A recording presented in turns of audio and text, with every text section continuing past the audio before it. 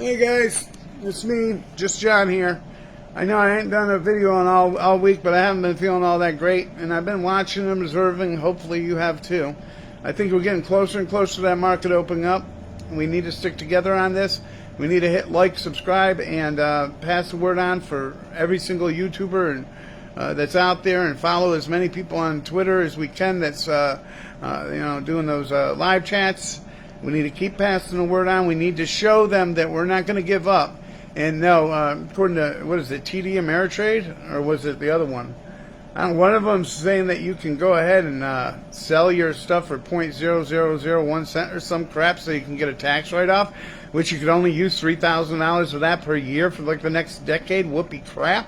You'd be an idiot to do that. Tony at Market Moves was saying something about he'll pay you 0.0001, whatever.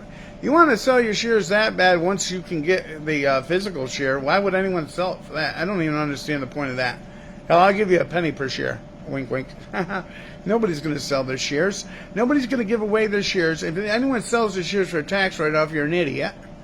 All right, we're going to watch a little bit about the Jon Stewart thing. I think I had something about on Terry's channel there where he's talking about that May 11th date again.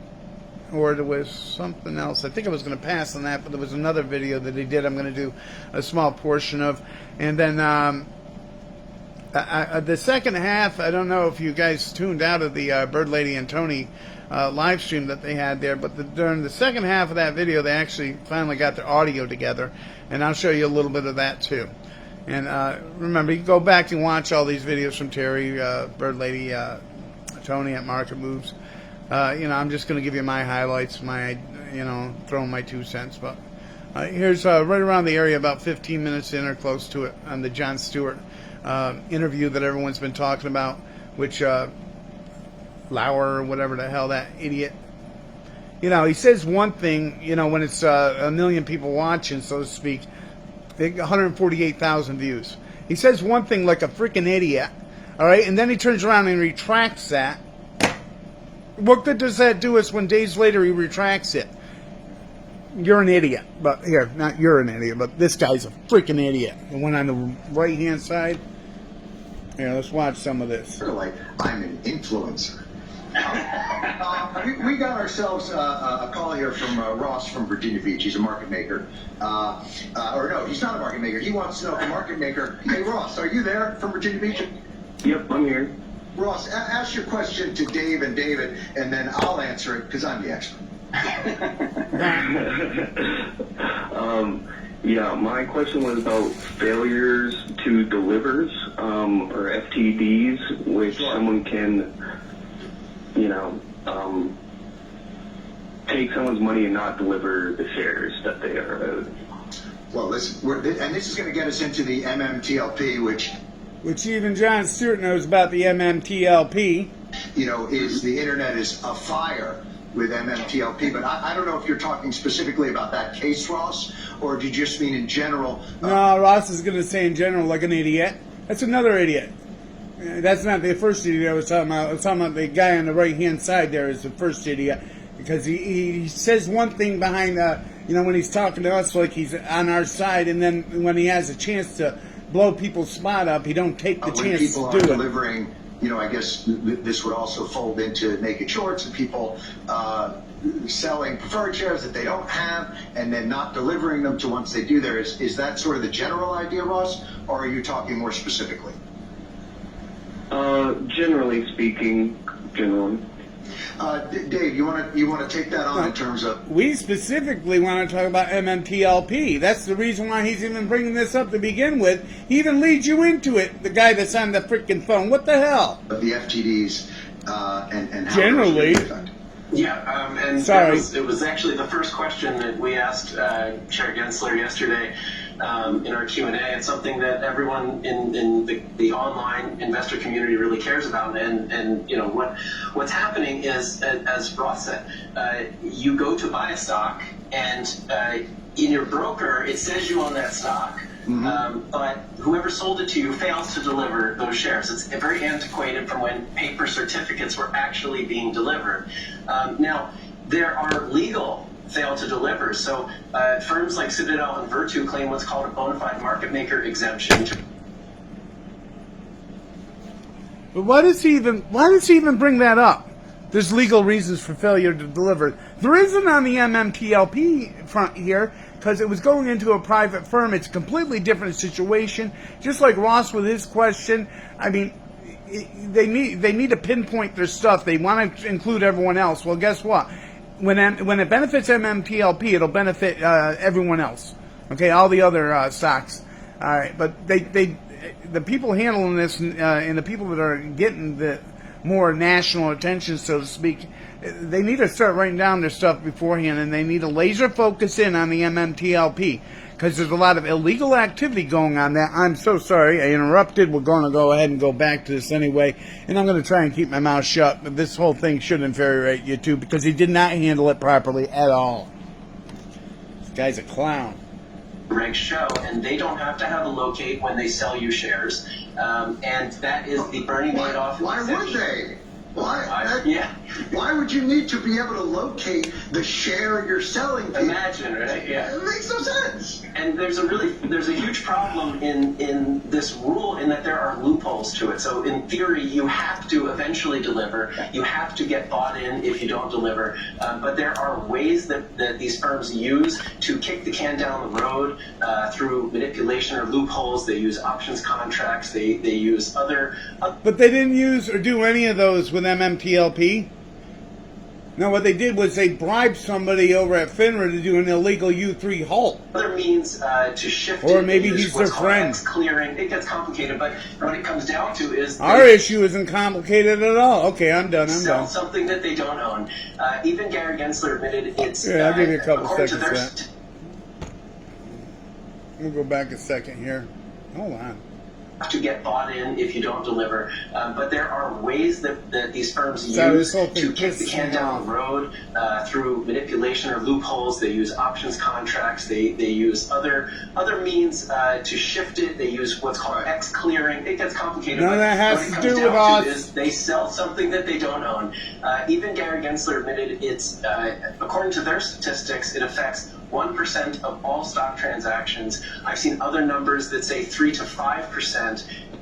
How about 300% in our particular case? Not 1 or 2%, which would be outrageous as it is, but how about 300% minimum based upon our smallest figures? And I've seen Shit, other even numbers. 1% would be Even 1% would be an too much. outrageous amount. Yes, I mean, that's, a multi-trillion dollar. fraud. Right. It's really crazy, especially in a modern electronic marketplace. It doesn't make any sense anymore. And so, these are some of the reforms that we're pushing for, but I agree. FTDs are a huge problem. And it's a flaw in markets that Don't give a shit about your reforms. Okay, I do. But right now, they need to open up the market on MMTLP. It's as simple as that. if these firms can continuously fail and never Come on, deliver, FINRA. you think The you world's have your watching shares, you. you don't. And it also inflates the float of companies. So what it creates Well, extra it's a way for supply them of to shares. generate capital. I mean, Right. they can generate a tremendous amount of capital, and maybe that gets us into without. And thank you so much, Ross, for checking in with us. I want to go out to Jimmy Ray from. I'm gonna fuck this up. Memphis. Hey, you got a lot of information from me, but you didn't get shit from them. Ross didn't ask the right questions. The right questions weren't answered. Is that correct? California. Jimmy Ray. Can anybody hear me? Oh, Jimmy, we can hear. Jimmy, your voice is coming in the dulcet tones, my friend. You sound like Johnny Cash coming out of Folsom. Sorry about that. Hopefully Jimmy can do better than Ross. Please. Oh, man. So, Mr. Stewart, yes, Mendocino County, California. Sir. The green emerald, the green triangle. The question that I have is, are you aware of a situation whereby a ticker that formerly traded under the symbol MMTLP There we Yeah. go. recently went private? Yes, That's what flipped makes it. Now the they all- trade under. It's basically the same company under a different name. It's like when they switched to Darren's. No, it ain't got nothing to do with being the same damn company On or Bewitched. Darren's. Hold on, let me rewind you again. Are you aware of a situation whereby a ticker that formerly traded under the symbol MMTLP Yeah. recently went private? Yes, they flipped it. Now they trade under. It's basically the same company under a different name. It's like when they switched to Darren's. on Bewitched. Really the inverse of that. It's the same company, they just changed the name. Well, what happened is the company actually went private, and the shareholders still don't have their shares, and they were not allowed the opportunity to liquidate their positions in the 2 days prior to when they were supposed to. And this is, I assume we're talking about, and I believe FINRA halted the trading on it, and there's apparently 65,000 or so shareholders out there who are left kind of holding the bag on a company that flipped from public to private. David, Dan, do you know something about this? I think those shareholders are all in the chat, like every single one. They do that, yeah. We're an army and we come on strong. Yeah, I mean, now, this is an example of... Is that Andrew? Dave spoke to me 2 days ago. Hi, Dave. Beautiful. So, fuck you, so Dave. Little thing, MMTLP is across. You ain't on our side, liar. I've read about this case. It does seem awfully strange that a public company can decide to go private, get preferred share prices. Some of them, as you said, without the transparency of knowing if somebody really, if it was naked shorting or whatever it was. And suddenly now... That's exactly what we believe it was. And now they're... No, it is. There is no other explanation, for God's sake. There's a failure to deliver. And you've got a ton of people who grabbed something out, and I think it was maybe $12 a share at one point, and now it's just... Yes, sir, it was. It's evaporated. So, Jimmy Wright, I'm going to put the question to Dave Lauer. And thank Should have you so been a much corporate for that call, action Jimmy. notice Dave from Lauer, FINRA for the shorts to close out the there's always positions. fire where there's smoke, but geez, there's an awful lot of smoke here. And even if it's not... It's a fucking atomic bomb. Oh, Jimmy. Dave Lauer, look, I don't want to say there's always fire where there's smoke, but geez, there's an awful lot of smoke here. And even if it's not the thing that look at what Dave Lauer's about to do. Look at his body expression on that. Makes it very plausible that something... Dave Lauer is no advocate of going on. MMTLP. Yeah, look, it's a terrible situation. There's no way around it. A lot of It's an individual illegal investors situation. have been hurt by this, and they're angry, and I understand that, and I hate to see it. There's nothing worse to see than this situation. I unfortunately don't think the explanation is as sort of cut and dry as they do, and that doesn't mean that I'm right about it. This is basically where David fucks us. You're a fucking idiot, David. You know exactly what you were doing during this interview, and we know what you were doing too, and I don't care what, there's some people on Twitter that are defending him because he's supposedly on our side now. You're on our side now. You had 148,000 people listening here, and I'm going to go back to this, and you can listen to David Lauer's fucking explanation on this. This guy's a goddamn clown. There's people suffering, David, and they're suffering now more because of you. And what, you're going to do a retraction a few days later and say, oh, no, really, I'm on your side. I didn't mean it that way. Screw you, David. Screw you. But from my perspective, what happened was that there is a mistaken understanding that they were going to have more days to trade this stock. And part of it is based on the complexity of these systems and the complexity of what are corporate actions. And, anyone in the industry who would have seen the action that explained this going private transaction would have said, yes, trading is going to end on this day. But the 12th. The company was not clear about that, and online... Are you fucking kidding me?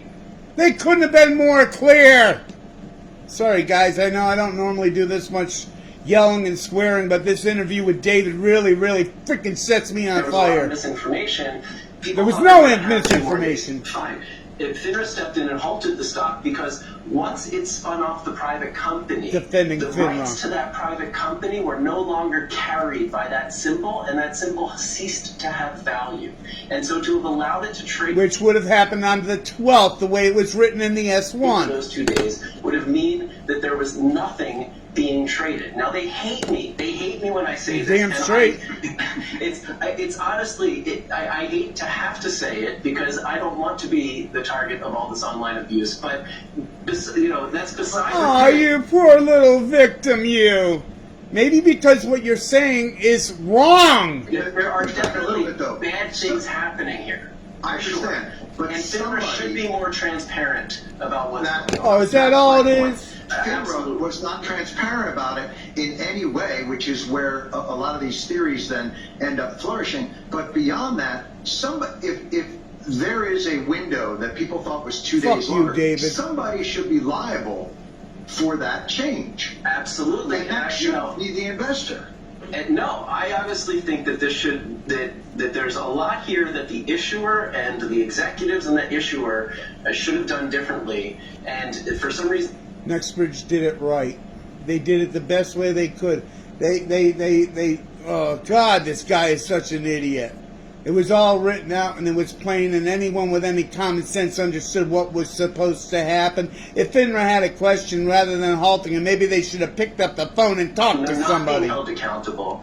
And the people are pointing the finger at FINRA because they think FINRA changed some dates when that's not how any of this. Yeah, it is. They went back and retro changed dates. Absolutely, you freaking idiot. Works. But then suddenly FINRA was subjected to lawsuits right off the bat when this went down, and so I think FINRA can't come out and talk about it because now they're in the midst of this. Yeah, that didn't happen immediately.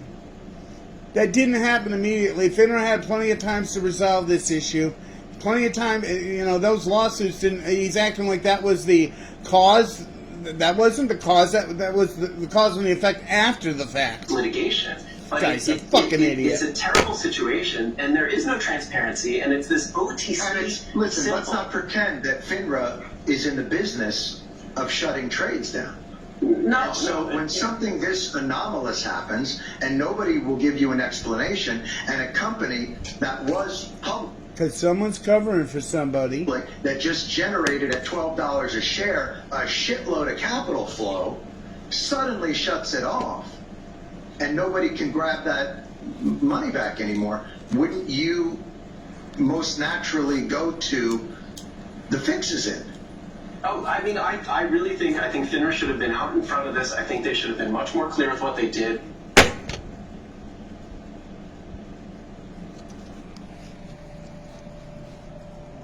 Jon Stewart said it exactly. The fix is in, and it's what most of us thought right from the moment it happened. The fix is in. Now, FINRA is going to have to resolve this.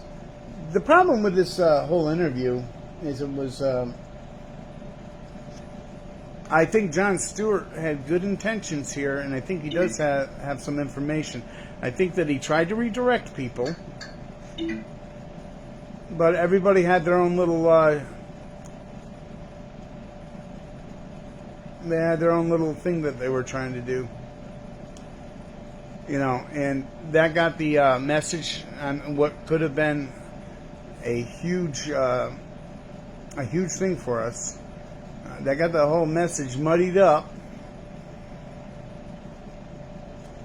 And you need to go on there if you want to watch. Jon Stewart, it's called The Problem with Jon Stewart. Go on there and watch the whole interview if you want to get even more upset than I am over it right now. I'm bringing myself back down because I know in the end that we're going to win. I know in the end the proper message will get out there, but not by that David Lauer asshole.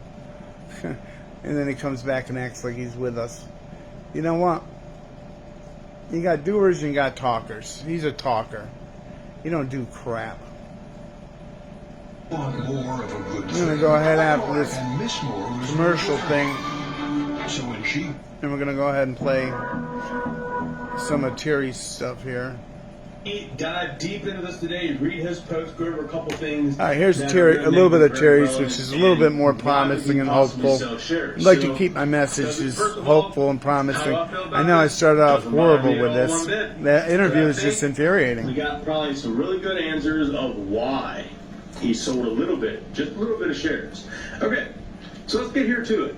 Yeah, the whole people blaming John Berger for selling a couple 300,000 shares is a joke.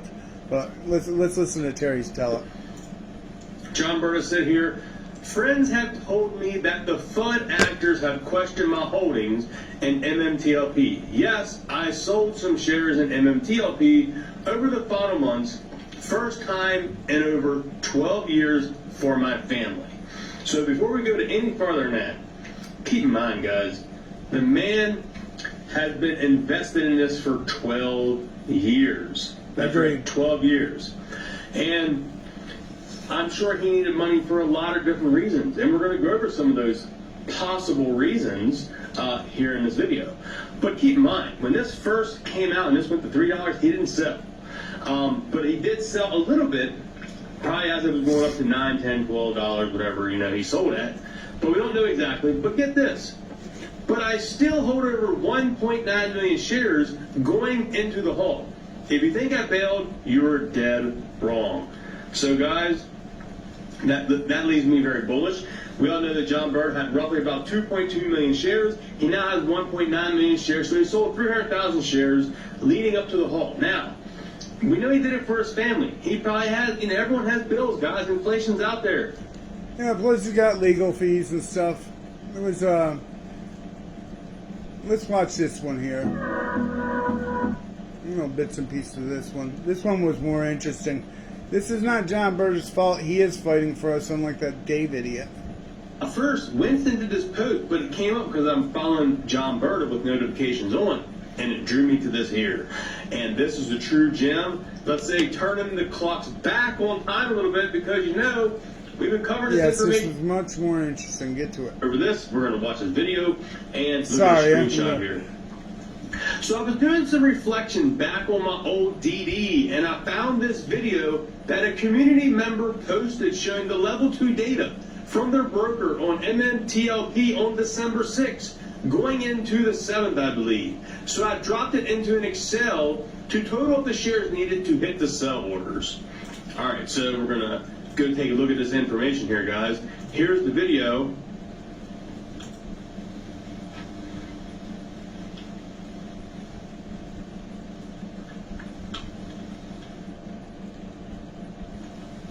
Here you can see 18,800 shares at $150.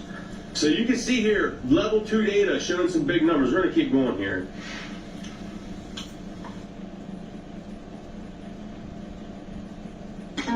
Oops. Got me a little commercial.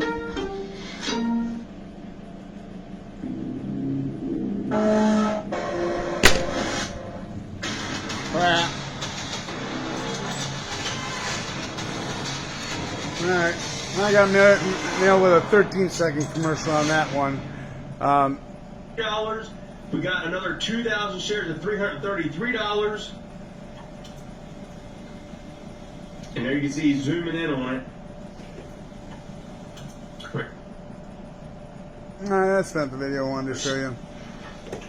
$979, 1,000 shares. $999, 1,700 shares, $1,000 per share. Someone was going to sell 4,040 shares.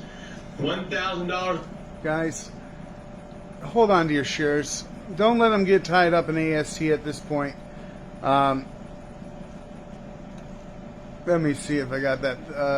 Let's find that thing on the bird lady there. And where was that? I was watching that earlier. MMT.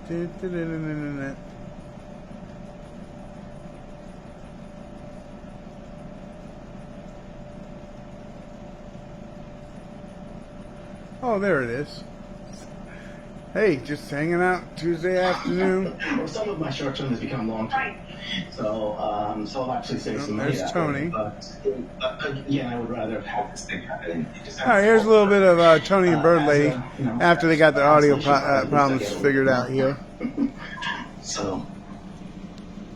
Right, that's, I guess, the consolation in this is a lot of our short-term capital gains are turning into long-term capital gains. Yeah. Any thoughts on this? Any thoughts on the fact that we have April 15th coming up? Do you think that April 15th will have a meaning for the for these brokers and tax statements have to go out? I don't think April 15th as much. With the facts, everything. To me personally, that doesn't. I don't think it matters. Yeah. I don't think it matters. And if you think, well, we talked about the ones that outstanding, but you have to hear, shares. There's that value, but if the value doesn't have a value to it, then it's not going to matter much either. So yeah, I don't think the tax thing. This full video is on really market moves. Much to do. So it's not going to affect us really. So I don't see that affecting us. So I see from Cable that he said NextBridge just released more news. So do you know what that means? No, let me see. I don't see an email. Where would I find this news? Some of the best information was at the beginning of this video, but you can't understand it. I even put closed caption on it, and it read some of it, but not most of it. It's in top cap. Yeah. It was Cable. Plus, NBH just released more oil news, something like that. Yeah. Judge by long. Yeah, I see it here. Yeah, if you scroll up to auto, NBH just released more oil news. That's amazing. Wow, there's like 5 of these. Exactly. It goes on for infinity. What's that called? Cataract. Let's go back. Let's go back to the beginning of this.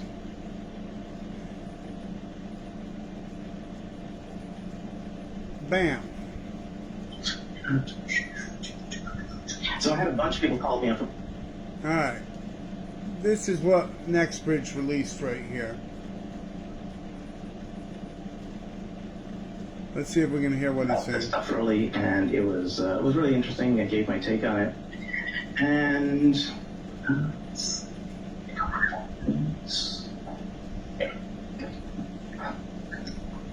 let me just. This was an email reply to a friend of mine. Okay, I'll bring this over. Okay, here we go. This is an email format. There we go. That's the right one. I'll figure out how to get this stuff. Yeah. Okay. So, so they talked about the oil and gas. They talked about the oil and gas that they found new pay zones. They have 5 distinct areas, which is good, including one that was super shallow, they said. So that should be lower cost to produce, which them to make more money with it, which is pretty good.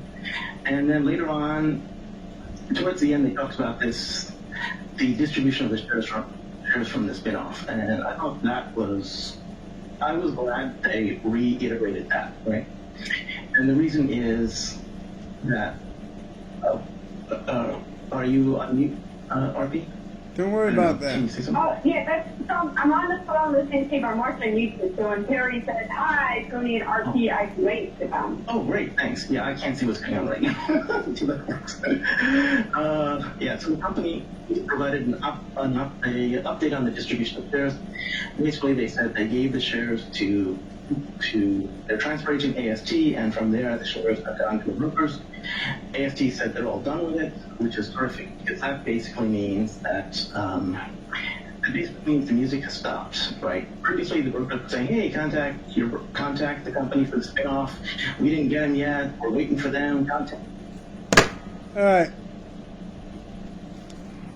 What that all boils down to is the bus is full, or close enough to it, that they're recommending that we all just keep your shares with the brokerages, which is what we've been saying right along anyway. The reason why is they don't have enough shares at AST to give anyone anything, and not to mention most of the brokerages are saying this will take weeks. This is the reason why we know that there's going to be a market that's going to open up again. As far as selling your shares, when the market opens up, you know darn well they're worth at least $50. Those that hold on tight longer will make a lot more money. I might sell 5% at $50, maybe another 5% at $100, but I see this going up much, much higher. I see $500 being an average. I see some people making well over $1,000, $1,200, $1,500 even. I don't know if we're going to go up much higher than that. But I would sell your shares in increments when this does happen. I didn't catch the video with Terry where he was talking about them. There was another notice from another brokerage, basically, that brought up that our shares will be tradable on May 11th.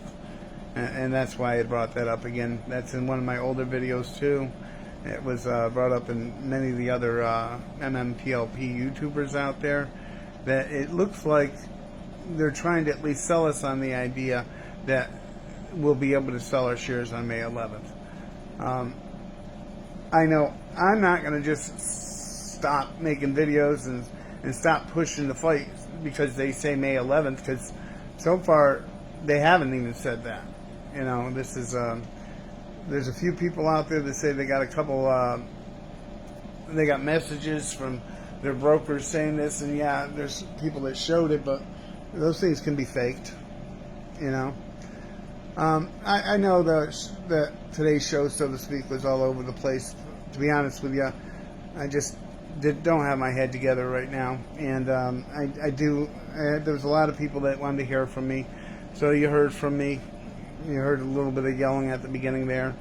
I think we're all in the same boat on that, and I do believe that market's going to be opening up. I don't know if it's soon or later, but I do know that there's a lot of people out there that have issues worse than mine that need this to open up a lot sooner than later. And we are still making a lot of noise on Twitter and on YouTube, and we need to continue to do so. We need to keep pushing the fight, and the way that you're going to push this fight is by hitting like, not just on my videos, but on any MMTLP video that you can find, or any NEXTBRIDGE video that you can find. We have to keep us fresh in the mind. Plus, go to Jon Stewarts' YouTube channel there, and don't be afraid to make some comments. You know, if you want to go ahead and clarify it, clarify it. I've already made some comments on this video. I might go back and make some more. We need to blow up